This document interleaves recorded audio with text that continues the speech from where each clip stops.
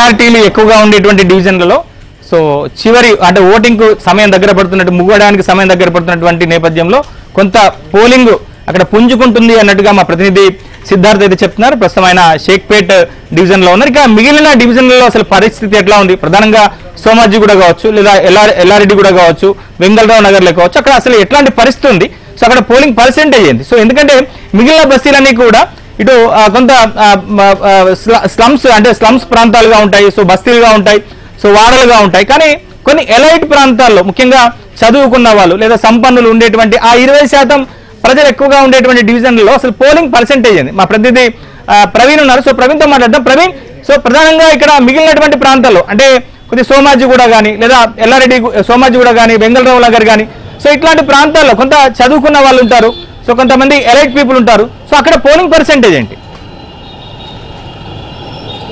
Exactly, అంటే ఉదయం ఏ విధంగా అయితే పోలింగ్ కేంద్రాలు ఉన్నాయో అదే విధంగానే ఇప్పుడు కూడా బోసిపోయి ఉన్నాయి. ఎందుకంటే ఎక్కువ మంది అంటే ఓటు వేయడానికి ఇంట్రెస్ట్ చూపలేదనేది మనకు స్పష్టంగా అర్థమవుతుంది. ఎందుకంటే ఎంతో ప్రతిష్టాత్మకమైనటువంటి ఈ పోలింగ్ అనేది, ఈ ఉప ఎన్నిక అనేది ఎంతో ప్రతిష్టాత్మకమైనటువంటి ఉప ఎన్నికల్లో ఈ ప్రాంతాల్లో ఎక్కువగా చదువుకున్నటువంటి వాళ్ళు ఉంటారు.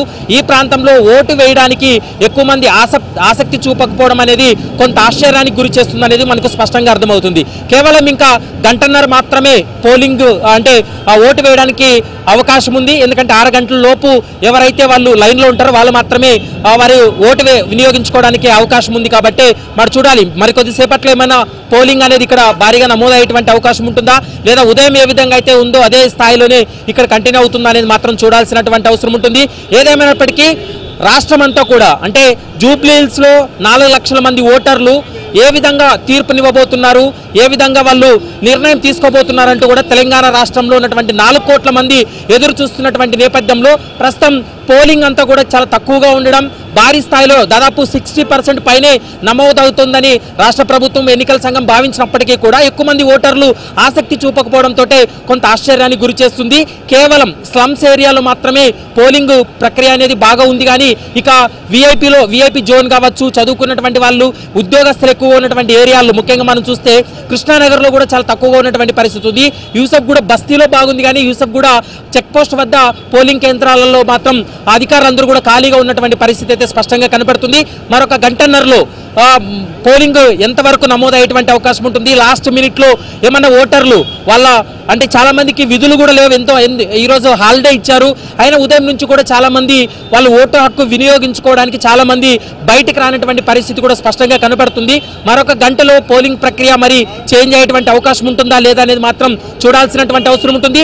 6 గంటల తర్వాత ఆ బాక్స్ అన్నింటినీ కూడా స్ట్రాంగ్ రూమ్ తరలించేందుకు కూడా పూర్తి స్థాయిలో భద్రతాపరమైనటువంటి చర్యలు కావచ్చు, పోలీసులు కూడా అన్ని రకాల చర్యలు తీసుకోవడం జరిగింది. ఎక్కడ ఎలాంటి ఇబ్బందులు తలెత్తకుండా దాదాపు 28 ప్రాంతాలు సమస్యాత్మకమైనటువంటి ప్రాంతాల్లో కూడా ఎలాంటి ఇబ్బందులు తలెత్తకుండా అన్ని రకాల చర్యలు తీసుకుంటున్నారనేది మనకు స్పష్టంగా అర్థమవుతుంది. నవీన్, మొత్తం మీద ఇదే ఓవరాల్ గా ఇటు జూబ్లీహిల్స్ ఉప ఎన్నిక సందర్భంగా 7 డివిజన్లలో ఉన్నటువంటి పరిస్థితి.